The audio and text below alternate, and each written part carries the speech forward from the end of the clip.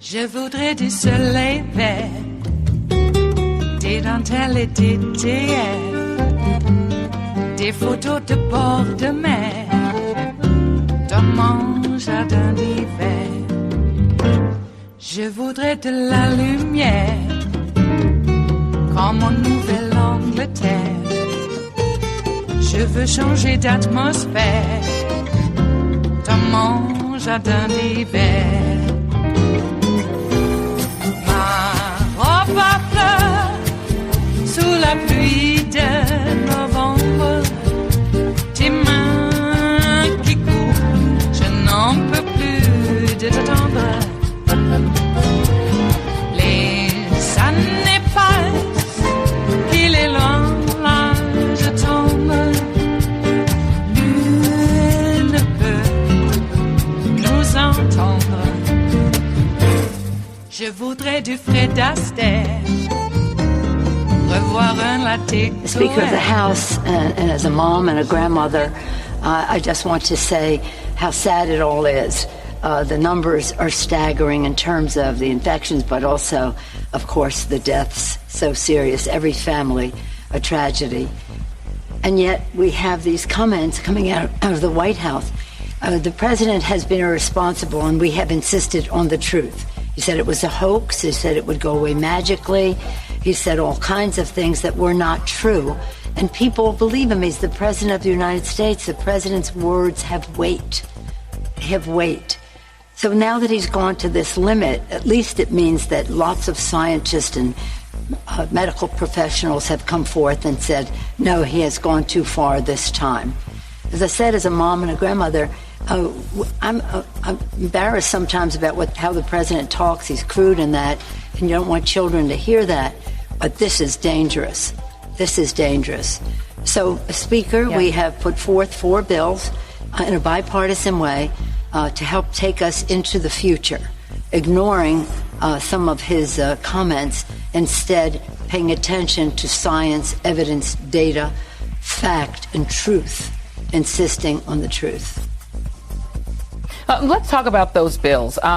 We do know that there has been this next bite, and we know that there are going to be further bills. But in the current relief bill, here are some of the highlights of the bill for the audience. The Paycheck Protection Program has been renewed with $320 billion in fresh funding, $75 billion for hospitals and healthcare workers, providers, economic injury disaster loan fund of $60 billion, and COVID-19 testing, $25 billion.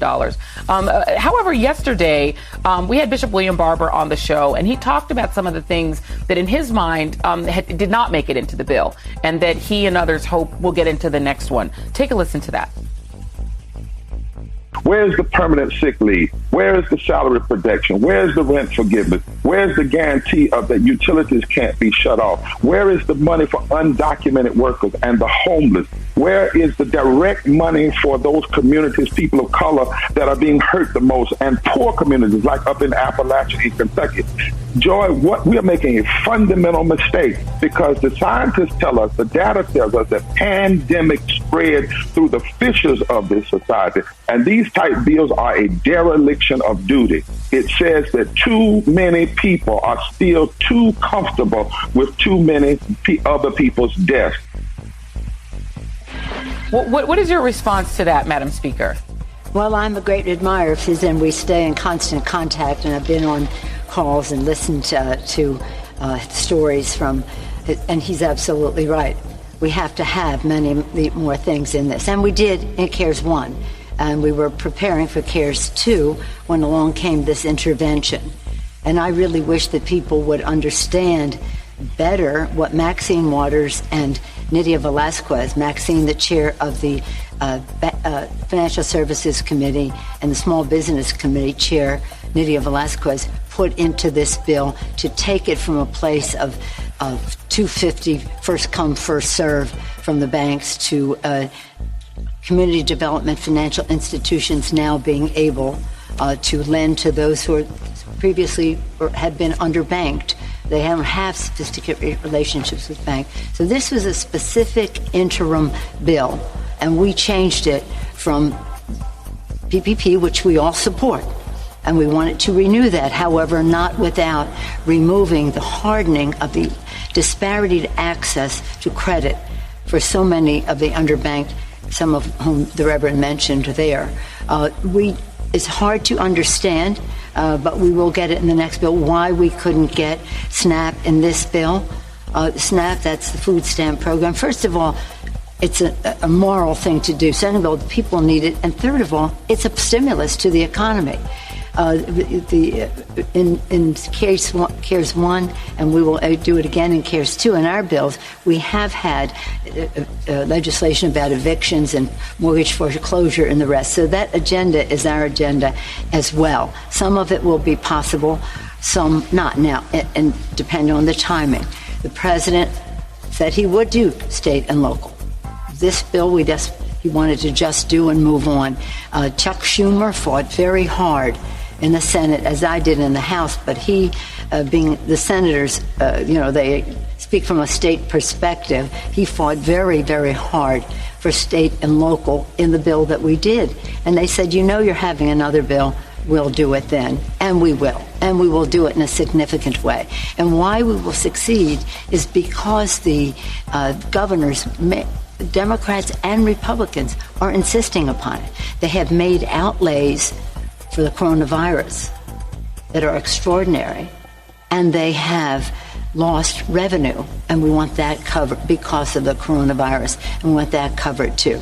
They would say state and local, let's say our heroes, our healthcare workers, our first responders, our police, our fire, our transportation workers, our emergency services, our postal service, our food folks, all of the people who make our lives possible, many of them risking their lives in order to save lives, and now they're in danger of losing their jobs. So that's what, when we say state and local, we're talking about jobs in the front line of the coronavirus, and that's what Chuck fought for to ensure that we would get it as soon as possible. The president, understand, you have to have a signature from the White House.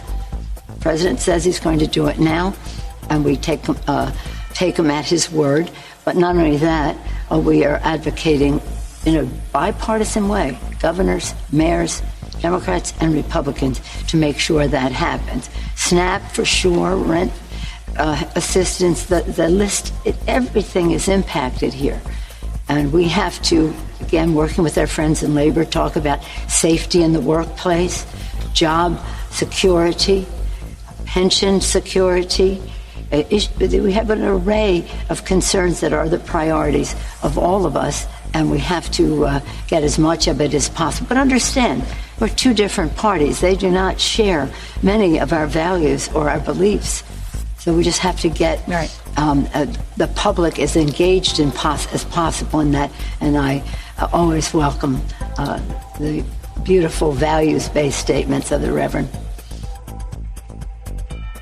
It is Monday, the 27th of April of 2020, and you are in West Coast Cookbook and Speakeasy.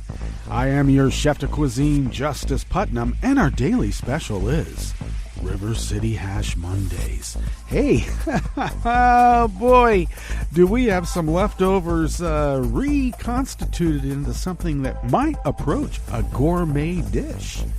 Oh yeah, this weekend has been pretty darn busy, as they all have been since you-know-who took over. Wow. Boy, a lot of firsts. First guy to ever use a deepfake video, and I'm not talking about the one on Biden recently. I'm talking about the one on Obama back in 2016. Hey, we were warned. We were warned. And someone told Trump, hey, all those tweets yesterday, you sound batshit crazy. I don't think they said that to him. But somebody realized that he not only sounds batshit crazy, he is batshit crazy. And somehow they got him to delete his tweets from yesterday. And I think it might have been Hope Hicks. She might have access to his account. I think she might. Donald Trump would never admit a mistake, and I don't think he'd be the one deleting them. But here we are. Apparently, he's not going to give any more coronavirus pressers, which are really campaign speeches of a sort. We all know that, because basically the Democrats have a very corrupt strategy, by the way. Just let Trump keep talking. Don't say anything. Just let him do all the talking. And apparently, according to Mitch McConnell and others, that's very corrupt. How dare you? Okay. Oh, speaking of Mitch McConnell, this guy's up to his eyeballs. You think that Trump owes the Bank of China a bunch of money? Uh-huh. Well, I think Mitch McConnell's in deep trouble with Deripaska. Deripaska wants his VIG. You know, these mobsters get a VIG every month, if not more. And Mitch McConnell, that's the reason he's been asking for all that stimulus money to go into Kentucky and not other states. Because if he lets it go to other states, he's not going to be able to pay his VIG. That's how corrupt. Yep, that is how corrupt the whole of the GOP is. And it is all of them. Let's be clear. Okay. DeSantis, the supposed governor of Florida, says that Florida is just God's waiting room for old people. I'm not sending my parents there.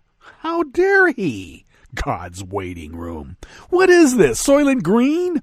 And Edmund G. Robinson is going to go into the little movie thing, and he's going to lay back on a nice table and watch a nice, I don't know, Windham Hill music-filled soundtrack of Windham Hill visions of babbling brooks, sunlit, glistening leaves in a hillside repast. Repast? Oh my God. What is, yeah, it's a repast, all right. Soylent Green is people. I personally, I guess if we are going to render down all of our old people into foodstuffs, it's better to make it freeze-dried and powdered. And we can just reconstitute it in a energy drink. We'll call it an energy drink. Usually old entities, when we consume them, tend to be kind of stringy, tough, not very tasty. But if you render them down into a powdered material, then it's all right. Most people will take it then. Just mix it up. Add water. Or, I don't know, the fluid of your choice. It will all work. And it always does. So, Florida is God's waiting room for old people to get to wherever it is we're going. I don't know. Do we go anywhere? I don't think so. I think we're already here. And what else? Oh, boy. Putin's into it right now. I think he's realizing that lying only goes so far when people are dying around you. Uh-huh. Oh, which reminds me. Oh, my God.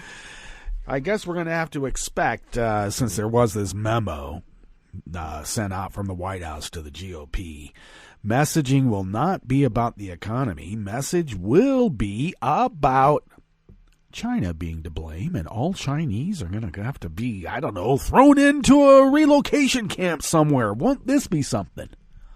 There'll be a lot of Japanese Americans with signs saying, I am not Chinese. It's sort of like how the Chinese Americans back in the day put signs up on their houses and said, I'm not Japanese. I don't know. Well, it doesn't matter. Okay? You could be from Laos, and you're going to still be a Chinese. Yeah. With a small c. And you will be discriminated against. If you're lucky, only to be discriminated against. I expect the racism, the vitriol. I mean, I'm already seeing it from the maggots. They are such a racist lot. Well, it doesn't take them much. They just need an excuse.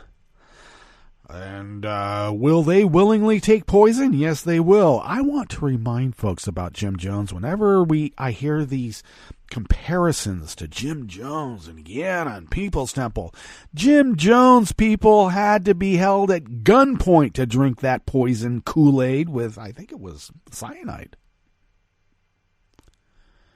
Gunpoint. They were held at gunpoint to drink that, and 900 some odd died. Now, yes, I know some took it willingly. They had been programmed, or, they did practice sessions for months and months before Jackie Spear and Congressman Ryan touched down. Every day. Make them line up, drink the unsweetened Kool-Aid. Or, I don't know, it was some other product, but we call it Kool-Aid. So, they could have just thought, but a lot of them knew exactly what was going on in that final moment. And those 900 people were held at gunpoint by a phalanx of gun-toting goons, who, I should remind folks, shot Ryan dead, an NBC cameraman dead, shot Jackie Spear, and she survived in the jungle for 3 days before she was able to crawl to another compound. How many times was she shot? 6, 7? 2 to 3 days she was in the jungle. Trump's people don't need to be held at gunpoint, but the rest of us will, that's for sure. Boy, and expect something like that to come up. I don't know. Will he go that far? Already, he and McConnell are saying, the blue state governors, they don't get any money. And all that stimulus money that went to the mega rich. Gee, I never thought that would happen. Actually, it's another one of those I told you so's with a trademark symbol. Told you so. What's on the rest of the menu here in the Bistro Cafe of West Coast Cookbook and Speakeasy River City Hash Mondays? Well, that was Nancy at the top because of Trump's latest erroneous statements on coronavirus treatments. She said medical professionals have come forth and said, no, he has gone too far this time. Not for Dr. Birx. She's blaming everybody because if she doesn't, she'll lose her supply of scarves from the Ivanka line, apparently. On the rest of the menu, the FBI says coronavirus scams are on the rise, and they are. Doctors push for telemedicine to keep patients safe, but of course, the GOP is fighting it. They don't want to help people. They don't. And 3 publicly traded hotel companies tied to a Trump-loving Texas businessman will not give back tens of millions of dollars. That's millions of dollars in government loans aimed at helping small businesses. We had to get another stimulus package so that hopefully small businesses can get them. We'll see how that works. After the break, we then move to the chef's table, where Italy's far-right League Party has suffered devastating losses because of its pandemic response in the Italian heartland. Sounds familiar now, doesn't it? And Russia is at risk for a spike in coronavirus cases if people flout lockdown measures during the May holidays. I expect to see a spike in coronavirus cases in about 2 weeks here ourselves. All that and more on West Coast Cookbook and Speakeasy. Bon appetit.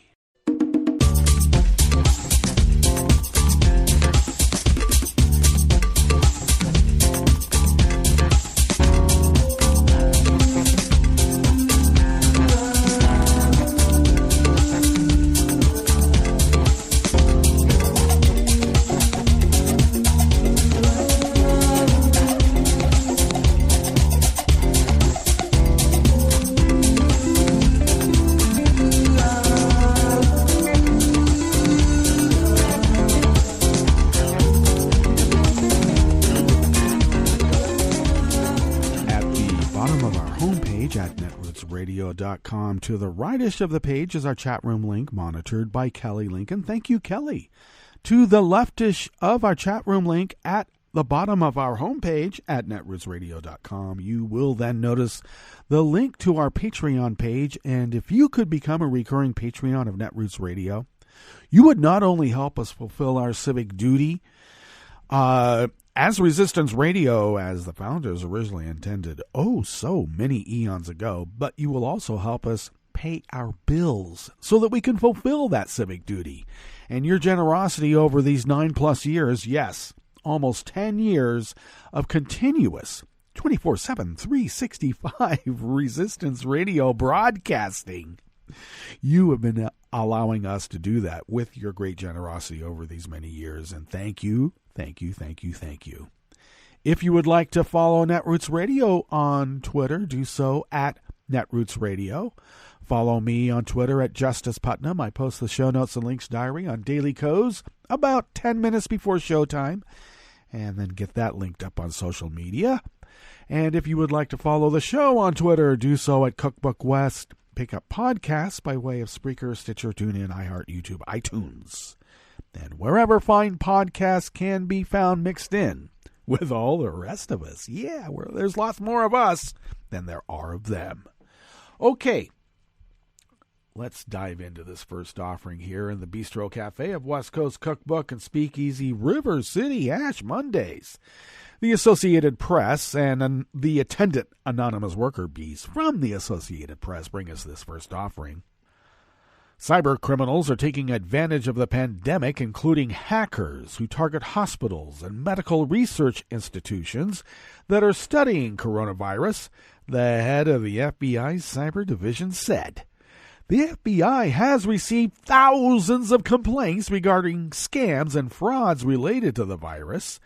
Unfortunately, Assistant Director Matt Gorham of the FBI said there's a lot of precedent for criminals taking advantage of natural disasters and government relief packages to conduct fraud, including through cyber means.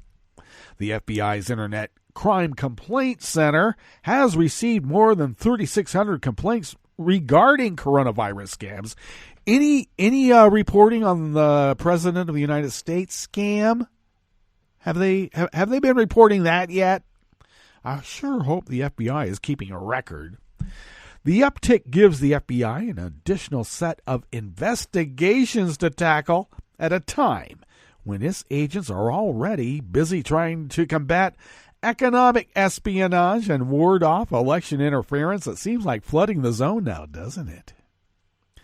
The Justice Department has made it a priority to go after a broad variety of crimes related to the coronavirus outbreak, including cyber crimes, but not limited to cyber crimes, apparently, because Bill Barr said he's going after states for issuing lockdown orders because it is so un-American.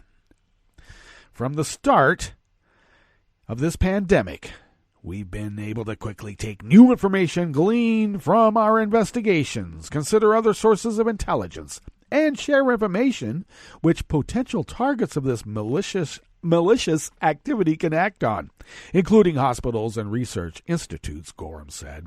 That was a spokesman from the FBI. In a separate interview last week, Gorham told the AP that committing cybercrime is easier than ever thanks to readily accessible tools for hackers. You know, the kind that was brought here from that 400-pound guy sitting on a sofa in Macedonia somewhere. Today, you can go into a dark web and purchase exploits with little to no understanding of how they actually work, Gorham said, referring to hidden areas of the Internet that offer software tools that take advantage of vulnerabilities and can facilitate hacking. The threshold of entry has lowered to the point where almost anyone can be involved in a hack, he added. Even so, it remains a challenge for the FBI to assign blame for particular hacks. Attribution, Gorham said, is always the most difficult part, especially when it's run by hostile foreign actors of the national kind. Aside from coronavirus, the number of cyber threats remains concerning, Gorham said of the FBI, particularly those involving the online theft of intellectual property. a crime that goes to the core of our economy. Oh, did you know that Tom Cotton, that weirdo, right-wing, anti-immigrant bigot, wants to make sure that China doesn't get any cure for the pandemic because they might try to steal it as intellectual property? I don't think he understands how medicine works. When you find a cure, you don't trademark it, you don't copyright it. It goes out to people for free. Be Jonas Salk. Don't be Tom Cotton. The FBI and other federal agencies remain on high alert heading into the presidential election about cyber attacks targeting campaigns and election infrastructure. Now remember, Russian hackers in 2016 stole emails belonging to Hillary Clinton's campaign that were then published by WikiLeaks, in which intelligence officials have said was an effort to help Republican Donald Trump. And we know exactly how that turned out.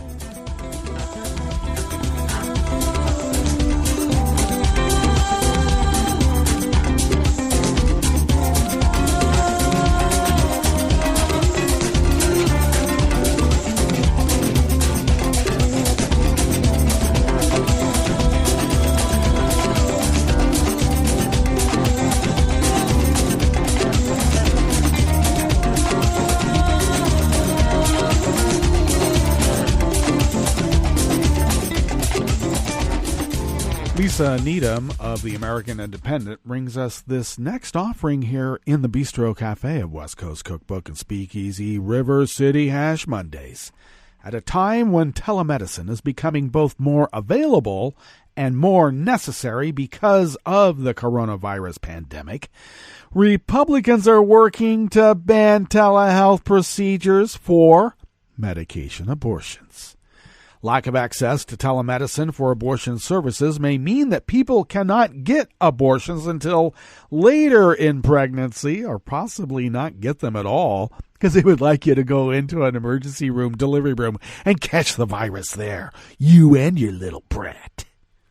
Social distancing and stay-at-home requirements have led to a swift and steep increase in the number of telehealth visits, which helps alleviate the strain on doctors' offices and eliminates risks to both healthcare workers and patients. Even Medicare has temporarily expanded telehealth coverage, so no wonder the Republicans are against it. With an eye toward expanding telehealth availability for abortion during the pandemic, doctors in several states are asking the federal government to lift the existing ban on sending medication abortion pills through the mail. They're going to ask. Just do it. Currently, when telehealth is used for a medication abortion, most patients must still travel, either to a site where abortions are performed or another health center site. There, they have a video conference with a clinician who reviews patient records, answers questions, and then remotely prescribes the medication. You can't do it at home. You have to go to another facility to catch the virus there, so you can video conference and catch the virus there. Only a few states, as part of the Food and Drug Administration pilot program, allow the medication to be mailed directly to the patient after a clinician prescribes it. What doctors and the attorneys general of 21 states are asking the Department of Health and Human Services to do is to lift the general ban on mailing medications used for abortion. That way, patients would not have to leave home at all. Oh, but no! It is unlikely that HHS Secretary Alex Azar will be amenable to a request to allow abortion medications to be mailed directly to patients needing an abortion, because he's not only anti-choice and recently called the HHS as the Department of Life, he's also going to get pushed out by Trump for not kissing Trump's ass enough. So, of course, he's got to kiss his ass here. Moreover, Republicans have been working to ensure telehealth procedures for medication abortions are banned entirely. If the federal government would allow widespread mail delivery of the medication, even temporarily for the duration of the pandemic only, it has an opportunity to take a minor step with a major upside, decreasing the amount of contact between healthcare workers and patients at a time when that interaction is dangerous. But when you have basically the White House telling a bunch of rebels, Confederate Nazis, to go and storm state houses where lockdowns have been imposed, armed and dangerous, I don't really think that they have any care for the health of healthcare workers and patients during a pandemic.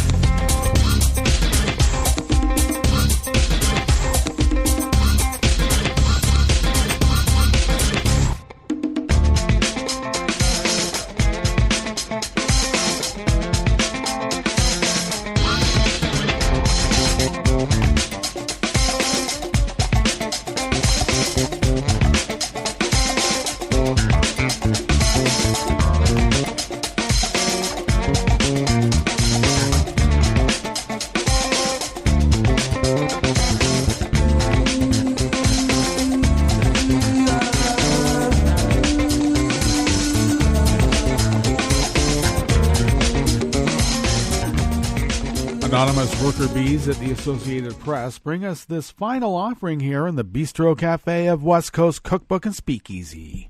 3 publicly traded hotel companies tied to a Texas businessman said that they will not give back millions of dollars in loans from a government program aimed at helping small businesses. I looked into it, and this guy's a Trump-loving Texas businessman.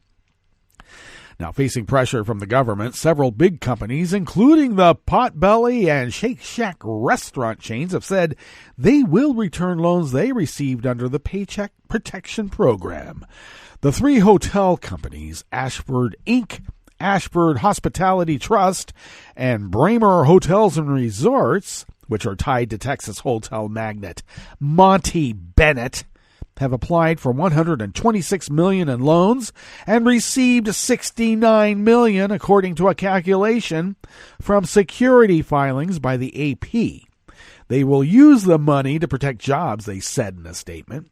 Since mid-March, the companies and their hotel properties have furloughed or laid off 90% of their workforce, and yet we find out that in the vast majority of these big, deep-pocketed billionaires taking this money, what did they do with it? Yeah, they gave some one-time dividend paychecks to their dividend holders. That's helping the employees weather this pandemic. Media concerns over our receipt of PP funds are misplaced. The PPP program was specifically designed to help companies like ours as part of the national objective of shoring up businesses and getting people back to work. No, it isn't. It was for people with considerably less employees and deep pockets like you guys. An Associated Press investigation showed that dozens of publicly listed companies collectively received hundreds of millions of dollars of loans from the program. The PPP is intended to help small businesses with fewer than 500 employees. Its initial $349 billion in funds ran out last week, and the House gave final approval to $310 billion in additional funds late Thursday. The Small Business Administration also issued an advisory clearly aimed at larger companies that took money, with new guidelines implying that unless a company can prove it was truly eligible for a loan, the money should be returned by the 7th of May. Yeah, we'll see if that happens. Trump will just say he was joking anyway. All right, let's get to our break. And when we get back from that break, we will go through weather from around the world. And we will finish up with the stories that we have curated for you today. You are listening to West Coast Cookbook and Speakeasy. And we will be right back. You are listening to netrootsradio.com. Please hang up and try again.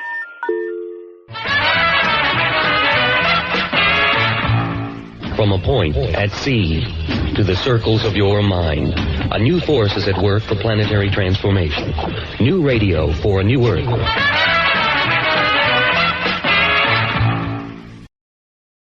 This is Take Two Movie Review. I'm Kim Lowe. This week, Sometimes Less is More. Never, Rarely, Sometimes, Always takes its name from the choices on a real-life questionnaire that counselors often use at sexual health and abortion clinics. It's fitting because the movie is so realistic that at times it comes off like a documentary. The film follows a teenage girl who travels to New York City to obtain an abortion without her parents' knowledge. Our protagonist, 17-year-old Autumn, is from an area of Pennsylvania derisively referred to as Pennsyltucky, a conservative, depressed area that's awash with so-called pregnancy centers which dispense little actual health care, instead promulgating pro-life propaganda to those coming in for pregnancy tests. Autumn is not fooled. We learn little about her and even less about the boy who got her pregnant. Director Eliza Hittman hints that all may not be well at home. What is clear is that Autumn isn't ready to be a mother. Her only source of emotional and logistical support on the journey is her cousin Skylar, who accompanies her on the trip to New York. Once they arrive, though, things don't go exactly as planned. Autumn's pregnancy is further progressed than she thought, leaving their resources short of what's necessary to return home after the procedure. There's just enough tension here to keep the film moving along. You root for the girls, all while asking yourself why this has to be so hard. A newcomer actress being able to carry a visually told story like this is something to behold, and Sydney Flanagan measures up. Talia Ryder provides masterful support as Skylar. Never, Rarely, Sometimes, Always is an understated masterpiece and will leave you feeling like you actually accompanied them on the journey. Indeed, it's one of the best movies of the year so far. This has been Take Two Movie Review. I'm Kim Lowe. Catch up with us at TakeTwoMovieReview.com and feed us back on our channel on YouTube.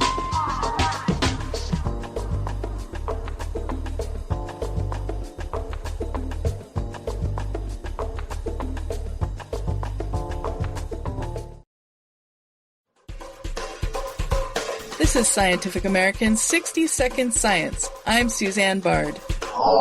Black rhinos have terrible eyesight. Even so, these giant African herbivores easily fend off hungry lions and hyenas. Their basic body plan has proved to be good enough to survive on a savanna full of large predators, being very large, thick skin, big rapier-like horns. Victoria University of Melbourne behavioral ecologist Roan Plotz. But those protective traits are no match for humans with guns. Today, the species is critically endangered, largely due to poaching. But the rhinos may have an unlikely ally against poachers, the red-billed oxpecker. The chatty, sociable birds often hang out on the backs of rhinos, feasting on parasitic ticks. And actually, research has shown that the tick is favorite diet of an oxpecker.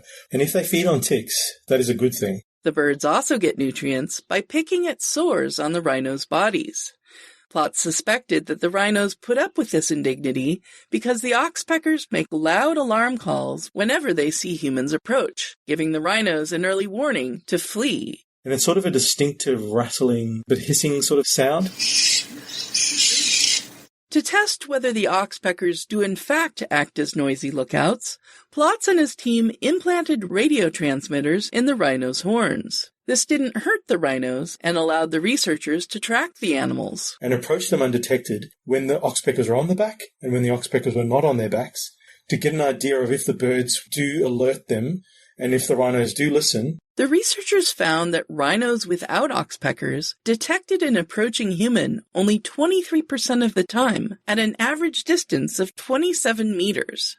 But when oxpeckers were present, the birds alerted the rhinos 100% of the time, and they detected the human 61 meters away on average. And the more oxpeckers on the scene, the greater the detection distance, which means the earlier the warning. Which makes sense, because the more eyes you have on your back looking out for you, the more chance that they can pick up anything coming.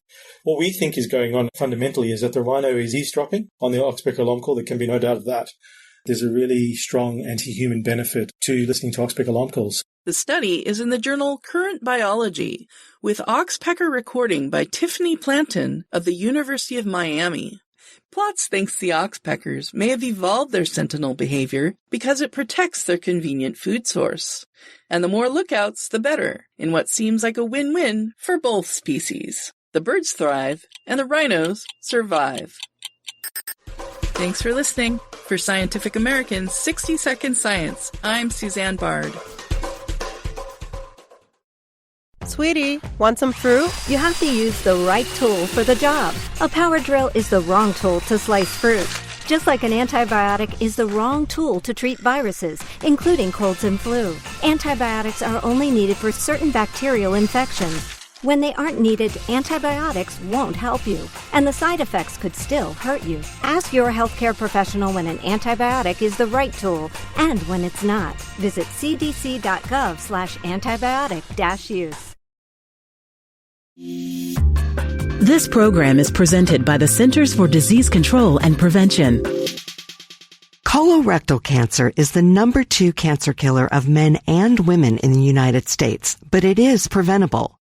Early on, colorectal cancer typically has no symptoms. It starts with a precancerous polyp or abnormal growth in the colon, which can be removed without surgery. Several tests are available to find these polyps, so they can be removed before they turn into cancer. Screening also finds colorectal cancer early when treatment works best. Recommended screening for adults at average risk begins at age 50 and continues until age 75. Learn about screening test options and find out which tests are covered by insurance. Talk to your healthcare provider about when you should be screened and discuss the best tests for you. For more information about colorectal cancer prevention, please visit cdc.gov/vital signs. For the most accurate health information, visit cdc.gov or call 1-800-CDC-INFO. Hi, I'm Tom Hartman, and since you're listening to netrootsradio.com, show your progressive side and go to the donate button on the bottom of the homepage. It's progressives like you who power Netroots Radio and keep the progressive message beaming everywhere 24 hours a day. Just go to our donate button at the bottom of netrootsradio.com. Thank you for keeping progressive radio at full power.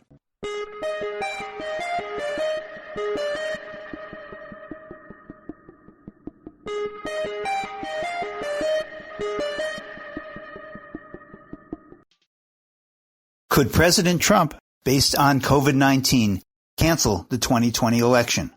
My name is Ramsey Clark, and this is the Civil Liberties Minute with ACLU attorney Bill Newman. The Constitution explicitly says that the president's term is for 4 years, and the 22nd Amendment, ratified in 1933, provides the terms of the president and the vice president shall end at noon on the 20th of January. That's pretty darn specific. So if on January 20th there were no newly elected president and vice president, the Speaker of the House would become president, according to the Presidential Succession Act. Let's be clear. The Constitution does not give the president any authority to delay, postpone, or cancel an election, nor does any federal law. Theoretically, Congress could delay the election, but only briefly because of the Constitution's requirements, which include the need for the states to appoint electors to the Electoral College, scheduled for November, and the requirement that the Electoral College meet, scheduled for mid-December. There's just not much flex time. So, President Trump could not cancel or postpone the election. But COVID-19 certainly poses a threat, which highlights the need for all of us in all 50 states to have the right to vote safely at home. In other words, to vote by mail. The Civil Liberties Minute is made possible by the ACLU because freedom can't protect itself. I'm Rick Smith, and this is Labor History in 2. On this day in labor history, the year was 1825. That was the day that saw what is widely considered the first strike for the 10-hour workday. It happened in Boston, Massachusetts. Journeyman carpenters had grown tired of being required to work from sunup to sundown. They decided it was time to make a stand.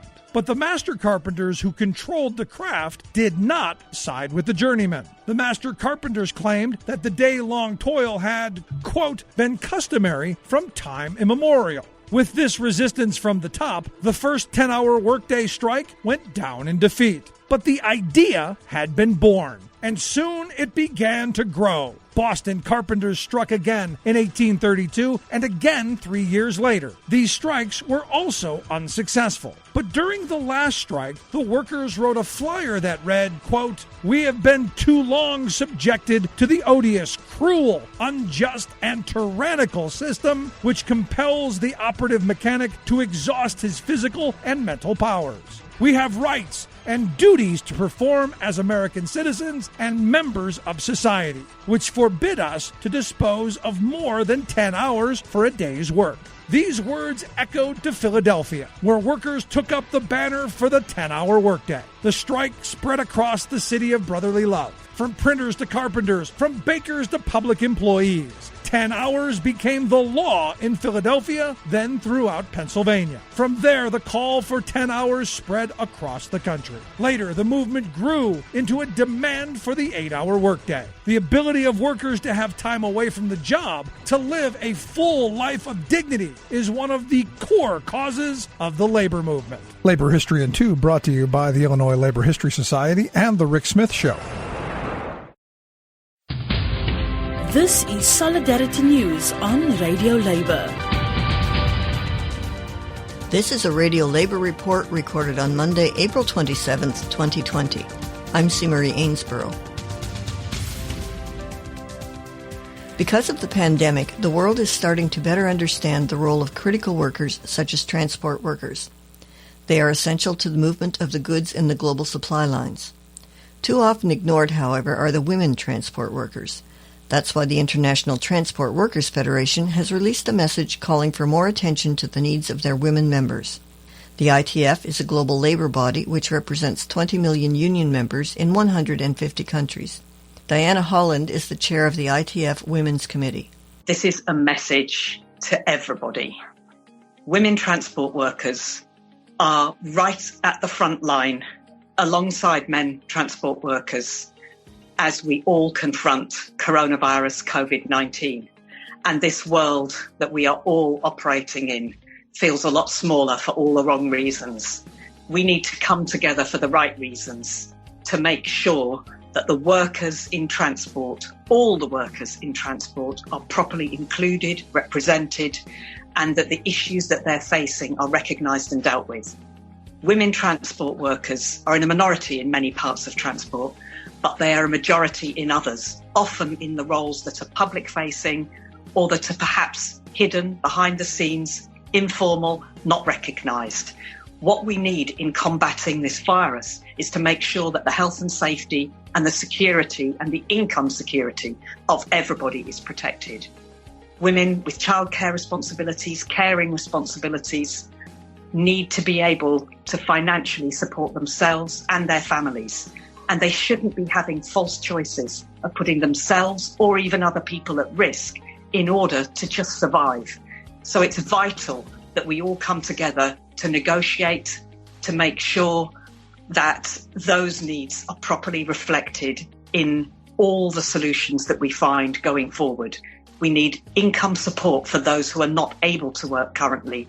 We need income protection for those who are in work but are not working as many hours or in the same way as previously. And we also need to make sure the safety, above all, is protected.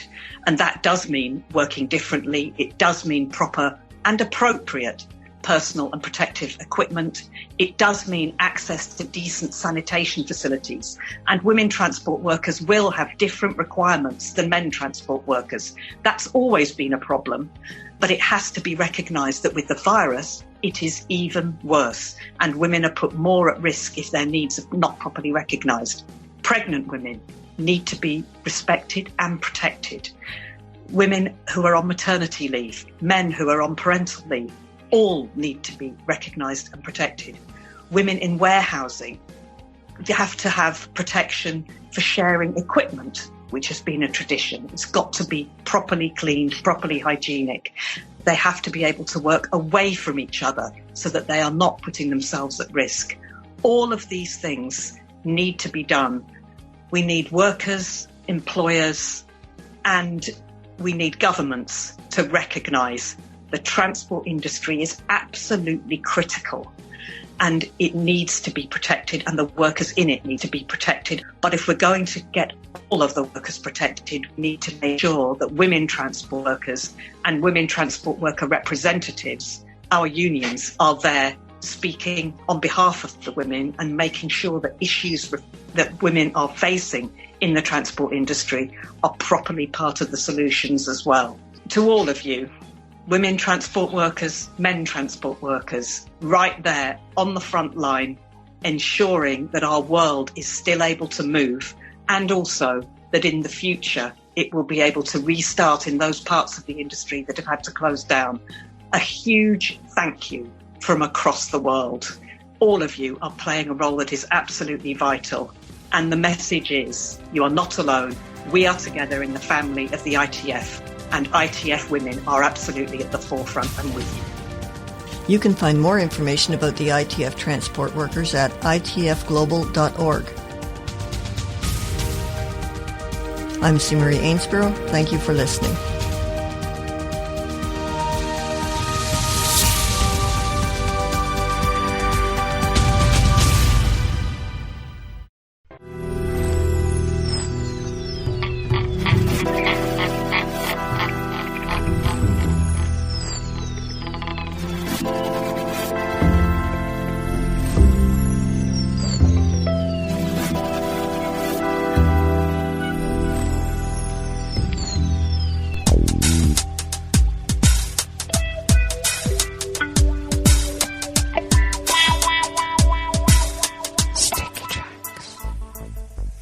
Thank you for accompanying us here to the Chef's Table at West Coast Cookbook and Speakeasy, River City Hash Mondays. We always begin weather from around the world along the banks of the Rogue River in the Rogue River Valley of Southern Oregon on the west coast of the continental United States of America, where it is currently 55 degrees Fahrenheit, expected to be a tad cooler than yesterday.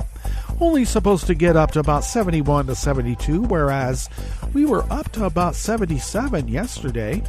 Winds were quite stiff out of the west-southwest at 5 to 10 miles per hour and will be picking up so in another couple of hours. Overcast mostly today with partly cloudy skies tonight. Lows in the low 50s with winds shifting out of the west-northwest at 5 to 10 miles per hour. Oh, I should mention that we did have a spot of rain showers off and on throughout the night, which is a very good thing.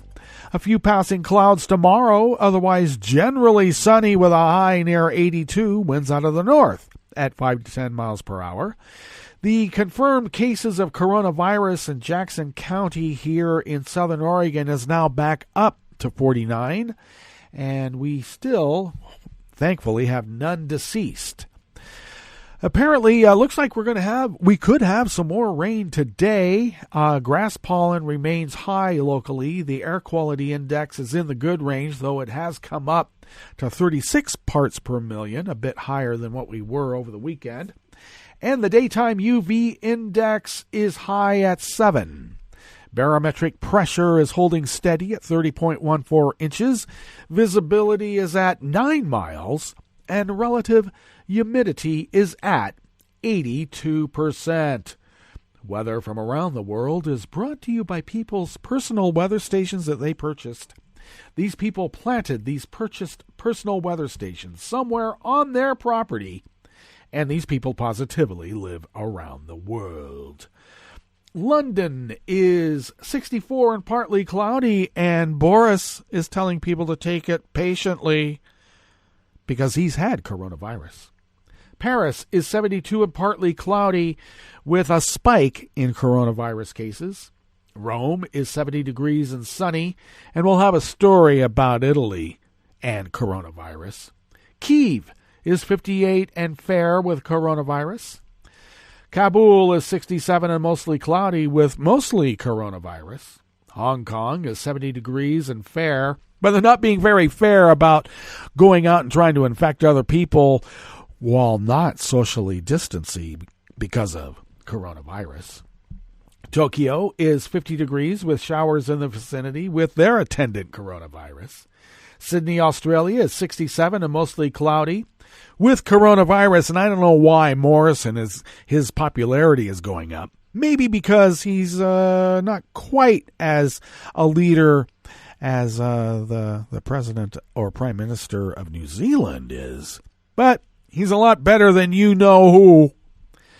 Let's see here. Oh, okay. San Francisco is 52 and partly cloudy, and they're trying to maybe phasing out lockdown measures because of coronavirus. And New York is 45 degrees and cloudy with a plateau in coronavirus deaths. But, it's only a couple of thousand a day, so it's not too bad. And that is weather from around the world, brought to you by people's personal weather stations that they purchased. These people purchased personal weather stations somewhere on their property, and these people positively live around the world.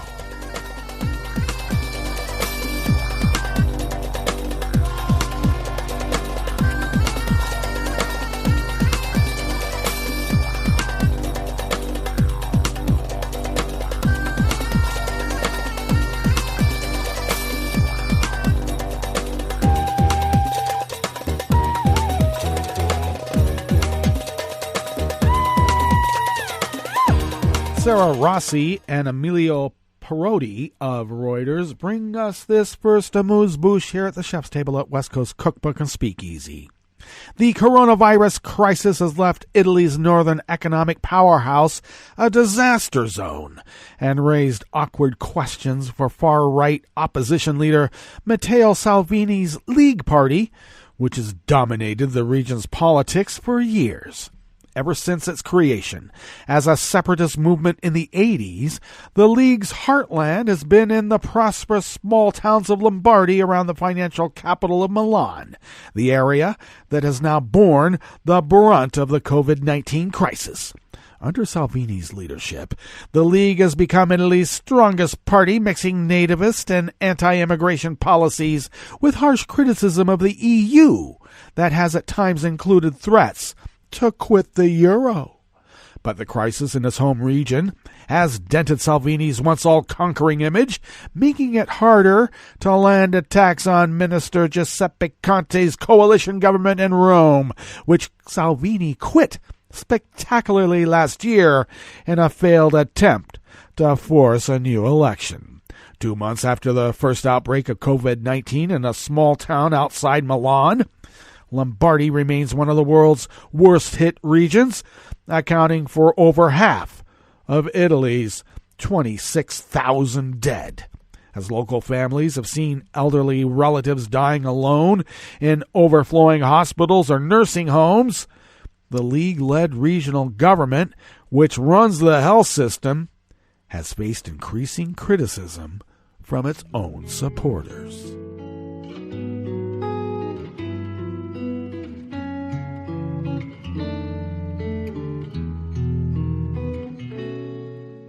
Je te donne c'est mon amour pour la vie entière. La promesse de me trouver à tes genoux. Aussitôt que tu m'appelles, rester toujours fidèle. C'est tout, c'est tout. Je te donne tous mes printemps, mes étés de mer. Mes automnes, quand les feuilles tombent partout. Si ce n'est pas une bonne affaire, je te donne tous mes hivers. Gabrielle Terrell-Farber of Reuters brings us this final amuse-bouche here at the chef's table at West Coast Cookbook and Speakeasy. Russia could experience a spike in cases of the new coronavirus if people flout lockdown measures during public holidays scheduled for early May, a top health official said. The number of coronavirus cases in Russia began rising sharply this month, reaching more than 80,000 on Sunday after a record 6,361 new cases were registered over the past day. Anna Popova, head of Russia's consumer health watchdog, said the country had so far avoided a spike in cases and continue to do so if only We do not give up during the holidays. That is the biggest risk today, Popova said in an interview on state television. Russia only has a handful of working days between the 1st of May and the 11th this year, with back-to-back long weekends for Labor Day and Victory Day state holidays. Many Russians typically take the entire period off work for travel or family holidays. Well, that brings us to the end of our broadcast period for the day, but you do know Netroots Radio will broadcast on, and we'll meet up here tomorrow for Tarrytown Chowder Tuesdays. So do stay tuned to Netroots Radio all day and all night for all the breaking news as it breaks, and we'll meet up here tomorrow, right here in West Coast Cookbook and Speakeasy. Bon appetit.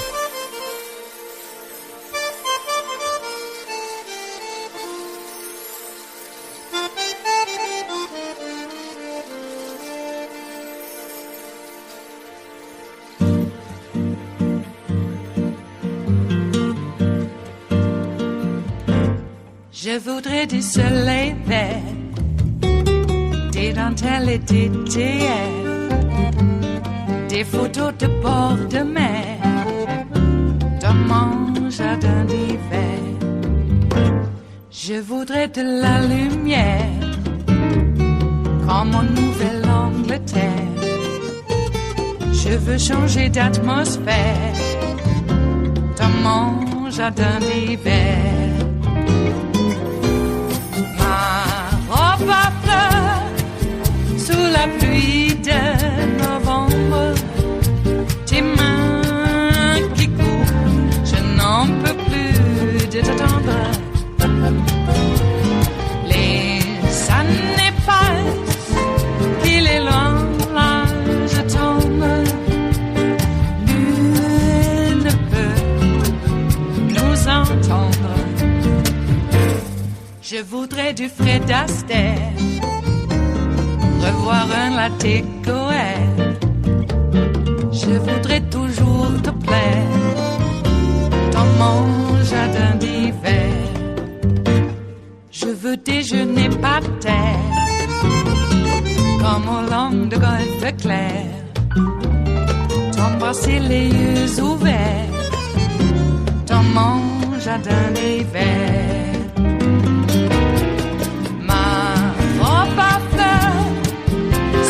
Pluie de novembre, tes mains qui courent, je n'en peux plus de t'attendre. Les années passent, il est loin, là je tombe. Nul ne peut nous entendre. Ba-da-da-dum-di-da-dum. Ba-da-da-dum-di-da-dum. Ba-da-da-dum-di-da-dum. Dans mon jardin d'hiver. Ba-da-da-dum-di-da-dum. Ba-da-da-dum-di-da-dum. Ba-da-da-dum-di-da-dum. Dans mon jardin d'hiver. Dans mon jardin d'hiver. Dans mon jardin d'hiver.